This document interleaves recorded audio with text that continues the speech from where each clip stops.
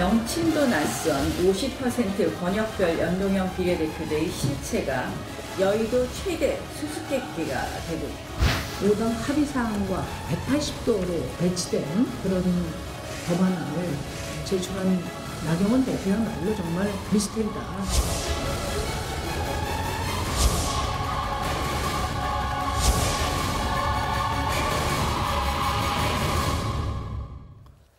네, 연동형 비례대표제 도입을 핵심으로 한 선거제 개편안을 놓고 여야 사당과 한국당의 대치 국면이 이어지고 있습니다. 여야 사당은 선거제 개편안을 잠정 확정하고 개혁입법과 함께 패스트트랙에 태우는 방안을 추진하고 있는데요. 암초를 만났습니다. 바른미래당이 당내 보수 성향 의원들의 반발에 부딪히면서 추인 절차가 진행되지 못하고 있습니다. 선거제 개편 논의는 다시 안개 속으로 빠져들고 있습니다. 오늘 정치와호 장용은 강병원 더불어민주당 의원 그리고 이만희 자유한국당 의원 두 분 모시고 자세한 이야기들 나눠보겠습니다. 안녕하십니까? 안녕하십니까? 네, 안녕하십니까? 이만희 의원님은 오늘 또 처음 와주셨는데 네. 감사합니다. 맞습니다. 자, 먼저 선거제 개편 논의 진행 사항부터 좀 체크해보고 가겠습니다. 최종 합의안이 지금 나와 있는 겁니까? 선거제 개편안에 대해서 최종 합의안이 나와 있죠. 네. 근데 이제 이걸 가지고서 각 당의 추인 절차를 밟고 있는데요. 네. 정의당은 월요일 날 추인을 했습니다. 상무위원회까지 열어서 추인을 했고요. 네. 민주평화당은 어제 의총을 열어서 추인을 했습니다. 네. 지금 이제 바른미래당의 결정을 다 지켜보고 있는데요. 네. 바른미래당이 오늘 아침 9시부터 의총을 열었습니다만 네. 그 경론을 벌이고 있다고 합니다. 그래서 아직까지 좀 이렇게 결론이 안 나고 있는데요. 네. 저는 여야 사당이 작년 12월 15일에 5당 원내대표가 합의했습니다. 네. 연동형 비례대표제 도입을 적극 검토하고 선거법 개정을 마무리하자라는 네. 합의를 했었는데 이거는 5당 원내대표만의 약속이 아니라 저는 국민과의 약속이라고 생각합니다. 저는 그런 의미에서 안타깝게도 한국당이 참여하지 못했고 네. 여야 사당이 선거제 개편 관련 단일안을 만들었는데요. 이런 국민과의 약속을 지키기 위해서라도 바른미래당 의총에서 좋은 결론이 날 것으로 기대하고 있습니다. 지금 뭐 자유한국당은 반대 입장이신데 이거 뭐 밀실야합이다 지금 이러고 이런 입장이지 않습니까? 그런데 자유한국당이 반대할 필요도 없이 지금 바른미래당에서 지금 덜컥 걸려 있는 상황이라서 자유한국당 보시기에는 바른미래당의 지금 현재 움직임 어떻게 지금 지켜보고 계십니까? 지금 저희들 기본적으로 제가 만나본 그 바른미래당 여러 의원님들도 네. 있는데 네. 그분들도 기본적으로 선거법 자체를 패스트트랙으로 활용해서 하자는 것에 대해서 상당한 문제점이 있다는 걸 인식을 하고 계십니다. 합의에 의해서 해야 된다. 이렇게 당연하죠. 바른미래당 왜 의원들은 생각하고 그러냐면은 있다는 거죠? 선거법이라는 것은 입법부 그러니까 국회 구성의 룰에 대한 부분들입니다. 네. 이런 부분들을 제1야당인 자유한국당을 패싱하고 나머지 부분 다른 군소야당과 같이 이렇게 한다는 것 자체에 대해서 네. 상당한 문제점이 있다는 인식을 가지고 계시고 거기에 덧붙여 가지고 또 말씀드린 것은 이 선거법 패스트가 병행해 가지고 여기에 공수처라든지 검경수사권 조정 네. 아까 뭐 얘기한 개혁입법이라고 말씀을 다른 하셨는데 두 개의 법안들을 같이 그런 법안들을 푼다. 같이 한다는 부분에 대해서 이게 뭔가 맞지 않다, 잘못되어 있다는 것에 대한 인식을 많이 공유하고 계신 걸로 저는 알고 있습니다. 저희 관련해가지고 나경원 원내대표가 수수께끼 선거제다라고 얘기를 하고 있습니다. 지금 뭐 국민들은 내 표가 어디로 가는지 알 수 없는 내용이다라고 얘기를 했고 또 심상정 의원 같은 경우에 이분이 이제 정의당 의원이기도 하지만 정개특위 위원장이지 않습니까? 두 분 사이에 설전이 좀 벌어졌는데 이 부분은 지금 누가 맞는 겁니까? 이만희 의원님은 어떻게 저부터 보고 먼저 계세요? 답변을 드릴까요? 네. 수수께끼 선거제라고 말씀하신 나 대표의 그 발언은 네. 기본적으로 주권자인 국민이 본인이 한 투표가 어느 방향으로 이렇게 적용이 되는지에 대해서 알 수 없다. 더군다나 지금 내놓은 어떻게 보면 뭐 순수 연동형에서 많이 변질되죠. 우리 누구도 이해하기 어려운 50% 연동형에다가 권역별 비례대표제라고 그럽니다. 그거는 제 자신부터도 어떻게 해서 비례대표가 정해지는 것에 대해서도 이해하기 어려운 그런 부분이고요. 더군다나 우리 심상정 그 정개특위 위원장께서도 말씀하셨습니다만은 국민들이 속속들이 알 필요는 없다는 취지의 말씀을 안 하셨습니까? 그러면서 이러한 산식들은 과학적인 수학자만이 알 수 있다는 취지로 이렇게 말씀을 하셨어요. 그런 부분들에 대해서 우리 나 대표가 그 문제점을 지적하신 걸로 얘기를 하셨고 여기에 대해서 이제 심 의원님께서 좁쌀 정치하신다는 쪽으로 말씀을 하셨는데 저희들 기본적으로 선거에 대한 룰은 기본적으로 간단해야 됩니다. 네. 국민들이 이해할 수 있어야 됩니다. 그래서 많은 주권자들께서 네. 본인이 하시는 투표가 어느 쪽에 영향을 주고 어떻게 반영이 되는 건지에 대해서는 아셔야 될 권리도 있고 권리가 있다고 저는 생각합니다. 지금 자유한국당에서 내놓은 선거제 개편안, 말하자면 비례대표는 없애고 270석을 모두 지역구에다가 주겠다. 이거 말씀하신 대로 국민들이 알기에는 아주 쉽습니다. 네. 그러나 이 부분은 이제 연동형 비례대표제로 간다는 합의하고 차이가 있다. 이런 얘기지 않았습니까? 그렇죠. 그 작년 12월 15일에 연동형 비례대표제 도입을 적극 검토한다라고 했던 5당 원내대표들 합의, 이것도 국민과의 약속이거든요. 이 약속하고 봤을 때 정반대로 가는 거죠. 그 여야 5당 원내대표 그런 약속을 했던 것은 저는 그렇게 생각을 합니다. 어쨌든 이 승자 독식에 대한 많은 문제 제기가 있었고 이 사표가 많이 발생하는 것에 대해서 우리 국민들이 많이 문제 제기가 있었지 않습니까? 그래서 이런 것들을 어떤 식으로 개선해 보자라는 게 선거제 개편 논의의 출발이었고요. 그래서 이 대표성과 비례성을 가능화하는 방안 그 중에 하나로 연동형 비례대표제가 나왔던 것 아니겠습니까? 근데 만약에 비례대표제를 오히려 없애버리고 지역구만을 확대한다, 소선구제만으로 다 뽑는다라고 하는 것은 이런 국민적인 바람이나 나경원 원내대표도 참여했던 그 약속과는 정반대로 가는 그런 길이고요. 저는 그런 의미에서 다시 한번 한국당이 이 여야 사당의 합의가 저는 최종이 아니라고 생각합니다. 이 패스트트랙이라는 게 당장 의결하는 게 아니지 않습니까? 의결을 하기 위한 절차를 330일에 걸쳐서 밟는 것이기 때문에 저는 많은 시간이 있다고 봅니다. 여전히 선거제에 대해서 이런 비례성과 대표성을 강화하고 그 연동형 비례대를 적극 도입하기로 했던 그 약속을 지키고자 한다라고 하면은 저는 여야의 선거제 개편 논의에 함께 한국당이 동참해서 좋은 방안을 저는 마련할 수 있다고 봅니다. 저는 끝나지 않은 논의 주제다. 함께 하시면 어떨까 생각이 듭니다. 근데 지금 바른미래당 그 의원총회 모습이 잠깐 화면에 나왔습니다만은 아직까지 하고 있단 말이죠. 네. 의견이 모아지기는 쉽지 않을 것 같은데 이렇게 되면은 패스트트랙 자체가 좀 무산되는 거 아니냐 이런 걱정도 있습니다. 어떻게 보고 계십니까, 민주당? 저는 바른미래당 내에서 한 8분 정도가 어제 의총 소집을 연명을 해서 요구를 하셨고 오늘 아침 9시 한 24분 정도가 참여를 해서 의총이 진행되고 있는 경론을 벌이고 있다고 합니다. 근데 이제 김관영 원내대표를 비롯한 손학규 대표님 같은 경우, 특히 손학규 대표님 같은 경우는 연말에 단식을 통해서라도 이 선거제 개편을 쟁취하시려고 하셨던 분 아닙니까? 그래서 저는 지도부의 의지가 확고하고요.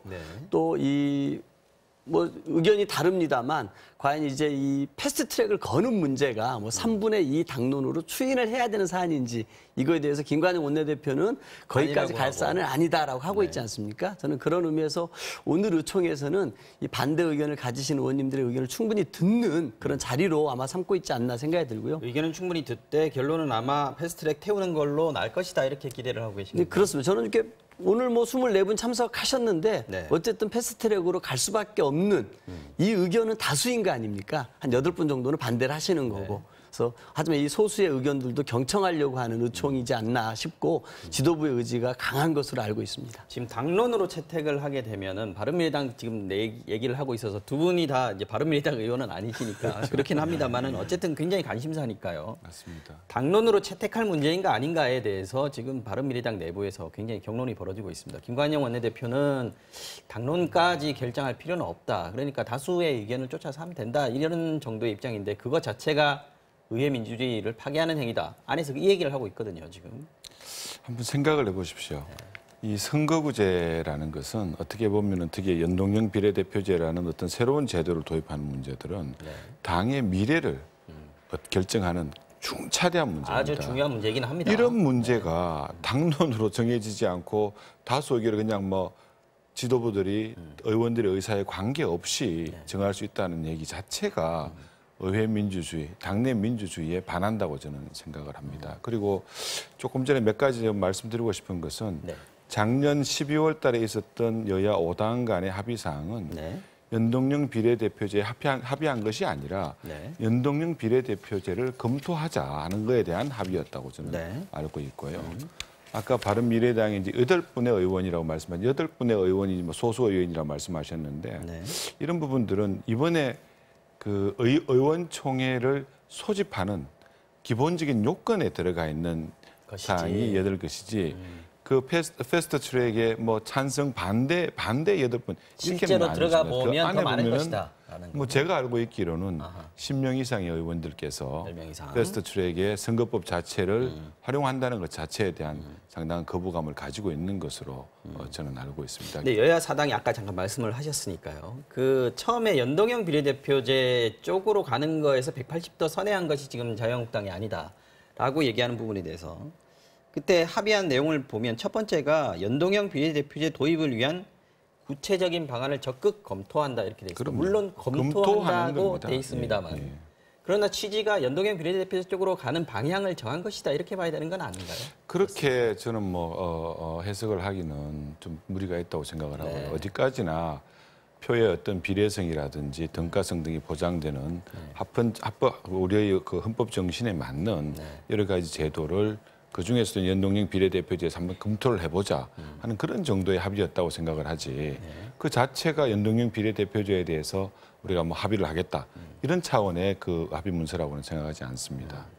지금 이 민주당과 다른 야 3당이 지금 합의를 해가지고 올리고 있는 패스트트랙 법안 이 부분을 따져서 적용시켜서 시뮬레이션을 해보면 누가 유리하다 이게 지금 각각 조사마다 다 다르더라고요. 이 부분은 한번 이만희 의원님께서는 한번 계산을 한번 해보셨습니까?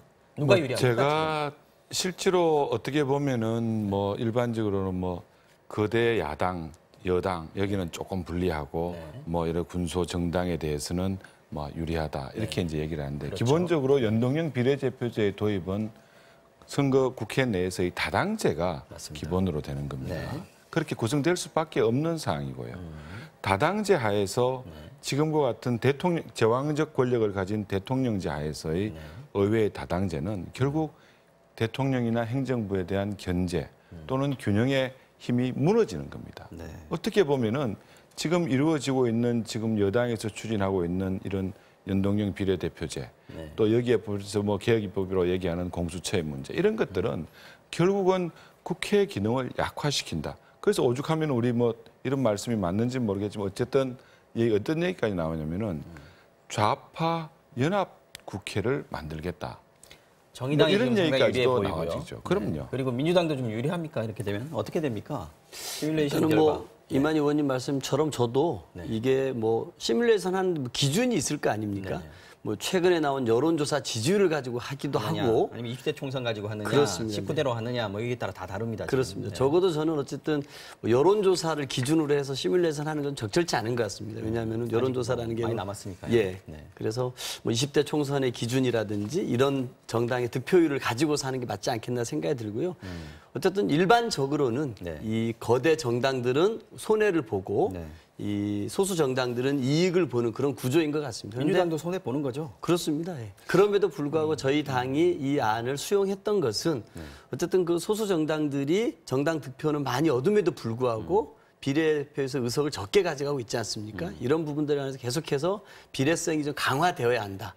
이런 소수당의 의견들도 충분히 민심 그대로 반영돼야 한다라는 선거제 개혁의 요구가 있었기 때문에 저희는 저희 당의 손해를 감내하고서라도 이 안을 수용했던 것입니다. 그런데 아까 이만희 의원님께서 지적하셨던 부분, 이런 다당제로 가려면 대통령 중심제의 어떤 강력한 대통령 중심제의 권력구조 개편은 있어야 한다. 그래서 지난번 12월 달에 5당 원내대표 합의 때도 마지막 부분에 그 부분이 있었어요. 그렇습니다. 예, 동시에 권력구조 개편을 위한 원포인트 개헌도 뭐 검토한다고 돼 있었나요?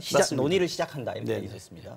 이 부분은 논의를 시작하고 있습니까? 여권 내에서는 어떻게 지금 진행됩니까? 일단은 우리 국회 내에서는 그 작년에 그 개헌 논의가 한번 있었지 않습니까? 왜냐하면은 그 대통령 선거 때 다들 개헌에 대한 공약들을 했었고 지방선거와 함께하는 것이 적기다라 그랬습니다. 그런데 이제 한국당 같은 경우는 그 입장을 좀 바꿨죠. 그리고 대통령이 개헌안을 냈음에도 불구하고 이거는 좀 무산을 시켜버렸던 게 그때 상황이었고요. 근데 개헌 논의는 저는 여전히 뭐 살아있는 주제라고 생각합니다. 근데 그 작년 연말 12월 달 합의를 보면은 연동형 비례대표제 도입을 적극 검토하고 6번 조항에는 선거법 개정과 동시에 네. 이 권력구조 개편 논의를 시작한다고 되어 있습니다. 그래서 네. 이만희 의원님 말씀처럼 이 다당제에 맞는 권력구조가 무엇인지에 대한 논의는 이 선거법 개정을 하고 나서 그때부터 개헌 논의를 저는 충분히 할 수 있다고 생각합니다. 그런데 선거제도 개혁 관련 법안 개정과 동시에, 그러니까 그 법안을 개정한 시점에서 동시에. 그렇죠. 예. 왜냐하면 개헌 논의들은 조금 이견이 성숙이 다를 수 되어 있을 있기 것 때문에 좀 생각이 좀 다른데요. 기본적으로 권력 구조에 대한 문제, 헌법에 대한 어떤 그 개정의 문제는 지극히 어려운 문제입니다. 또 여러 가지 국민적 합의, 또 우리나라의 상황 이런 건 모두 고려해야 되는 상황이고요. 근데 연동형 비례대표제라는 것은 기본적으로 내각 책임제, 그것도 전 세계에서 독일, 뉴질랜드 정도가 도입되고 있는 사항들이고 여기에도 상당한 문제점을 자기들도 인식하고 있는 그런 상황입니다. 그래서 우리가 쉽사리 연동형 비례대표제를 도입하면 바로 뭐 우리 대통령제에서 내각 책임제로서의 개헌이 이루어질 것이다. 이렇게 생각하는 국민들이 누가 있겠습니까? 그래서 기본적으로 제가 가지고 있는 생각은 그렇습니다. 선거법이라는 것은 국회 구성의 룰을 정하는 겁니다. 그러면 제 정파가 모두가 나와서 합의의 정신에 따라서 선거법이 만들어져야 되는 것입니다. 게임의 룰을 정하는 거 아니겠습니까? 지금까지 우리 국회 역사에 있어가지고 선거법을 어느 일방의 한 정파가 주도해서 이끌고 간 적은 없었습니다. 이건 어떻습니까, 그럼 의원님? 그 지금 어째 패스트트랙으로 가든 뭐 안 가든 간에 자유한국당하고는 계속 논의를 하겠다, 협상에 들어와라는 게 지금 다른 당들의 입장인데. 만약에 패스트트랙 안 간 상태에서 여야 합의로 해야 된다라고 했을 때 자유한국당이 지금 내놓은 안하고 여야 사당이 내놓은 안하고 거리가 너무 멀다 이런 지적이 있습니다. 이게 합의점을 찾기가 쉽지 않을 텐데 어떻게 보십니까? 저는 지금이라도 뭐 이건 제 개인적인 의견이기도 합니다만은 우리 여당에서 또 다른 야당에서 이 패스트트랙 또 개혁이 뭐 공수처라든지 검경수사권 조정을 패스트트랙에 올리겠다는 그 시도를 포기를 하고요. 정말로 비록 양당이 가지고 있는 안들이 거리가 멀어 보이지만은 이게 보면 어떤 절충점을 찾아가는 것이 또한 정치가 아니겠습니까? 거기에서 국민적 동의를 받고 우리 게임의 공정한 룰을 정하는 것이 저는 정말로 의회 민주주의에 맞다고 생각을 하고 이런 그 선거법 자체를 패스트트랙으로 강행 처리하겠다는 것 자체가 의회 민주주의의 부정이고 파괴라고 저는 생각을 하고 그래서 우리 당이 강하게 반발하는 겁니다. 거기에 대한 말씀도 해주셔도 되고요. 지금 들어온 소식은 바른미래당 의총이 끝났다라고 되어 있습니다. 그 결론이 어떻게 났는지는 모르겠습니다만은 결론에 따라서 바른미래당이 가는 길들이 굉장히 험해질 수가 있습니다. 지금 내분 얘기도 있고 탈당 얘기도 일부에서 나오고 있다고 하는데 이 진행 방향은 또 어떻게 예상을 하시는지도 좀 설명을 부탁드리겠습니다. 글쎄요, 이제 뭐 바른미래당의 미래를 제가 예측하기 쉽지는 않습니다. 그런데 그 의총 소집을 한 8분, 또 뭐 이만희 의원님처럼 반대하시는 분이 더 있다고 하면은 그 분들의 목소리가 만약에 바른미래당 지도부가 이 패스트트랙을 강행을 한다고 하면은 이분들 뭐 선택의 기로에 저는 놓이는 거 아닌가라고 생각이 듭니다. 그리고 최근에 또 자유한국당에서는 그 이렇게 예전에 탄핵에 찬성을 했다 할지라도 그런 분들을 적극적으로 문호를 열어놓고 있는 상황 아닙니까? 그래서 이런 분들도 한국당으로 가서 선거를 치를 것인지 아니면 바른미래당에서 본인들이 이 바른정당을 창당할 때 개혁보수 기치를 높이 들지 않았습니까? 그리고 그 기치를 더 키우기 위해서 국민의당과 함께 합당을 해서 바른미래당을 만들었는데 과연 본인들이 내세웠던 이 개혁보수 기치의 깃발을 그대로 들 것인지 아니면 본인들이 그 탄핵을 부정하는 세력과 다시 또 이게 손을 잡아야 될 것인지 이런 기로에 있는 것 아닌가라고 생각이 들고요. 이거는 뭐 지켜봐야 될 문제가 아닐까 싶습니다. 자, 그러면은 이 문제는 여기서 잠깐 좀 접고요. 다른 주제로 좀 넘어가겠습니다. 어저께 대정부 첫 질문 있었는데 정치 분야 대정부 질문이었습니다. 화제가 됐던 게 이제 장자연, 김학의 사건 그리고 버닝썬 사건이었는데 황교안 한국당 대표 이야기가 이제 정치권에서 나오고 있습니다. 이 부분에 대해서 어떻게 생각하시는지 또 대통령이 철저하게 수사해라 명운을 걸고 책임져라라고 했던 부분에 대해서는 어떻게 파악하고 계신지 좀 설명 부탁드리겠습니다. 사실 대통령께서 이제 오랜 시간에 어떤 순방을 하시고 돌아오셔가지고 저들은 생각할 때는 기본적으로 가서 이제 여러 가지 어려운 우리나라의 경제 상황, 취업의 문제, 또 국민 민생의 문제 이런 거에 대해서 다양하게 말씀하실 거로 저는 생각을 했었어요. 그런데 와서 정말 누구도 예상하지 못하게 과거에 몇 개 사건을 얘기하시면서 뭐라고 하시냐니까 그 사건에 드러난 범죄 행위와 유착의 관계 시간은 바로 과거 정부 때다. 이렇게까지 말씀을 하셨어요. 이거는 사실상 검찰의 수사의 가이드라인을 정하신 겁니다. 그리고 아까 뭐 우리 당의 황교안 대표님 말씀을 하시는데 이걸 좀 아셔야 돼요.